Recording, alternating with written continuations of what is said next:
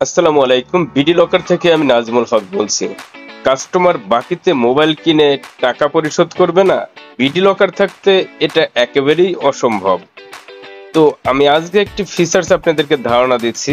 তো যখন আমরা একটি কাস্টমারকে আমরা অ্যাড কাস্টমার করে লক করব, লক করার পরে একটু চেক আউট করতে হবে যে আমরা এই কাস্টমারকে লক হলো কিনা, এটা অবশ্যই চেক করে কাস্টমারকে ডেলিভারি দিবেন।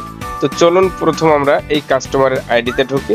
তো আমরা লকে ক্লিক করে চেক করব যে কাস্টমার লক হয়েছে কিনা। ক্লিক করলাম লকে, দেন চেক আউট করবো যে হ্যাঁ লক হয়েছে কিনা। হ্যাঁ, লকে পড়ে গেছে। তো একটা কাজ একটু অবশ্যই করে দেবেন, আমরা রাইট অ্যারোতে ক্লিক করলাম, করার পরে এইখানে যে লোকেশন বারটা, চারটা লোকেশনের প্রথমটা অবশ্যই ক্লিক করব। ক্লিক করে ইয়েস করে দেবো। ইয়েস করার পরে একটু অ্যাপসটা ধরে একটু টান দিয়ে রিফ্রেশ করে দেবো। রিফ্রেশ করে দিলে কি হবে, আমাদের যে ক্লিক টু সি লোকেশন বারটা চলে আসবে।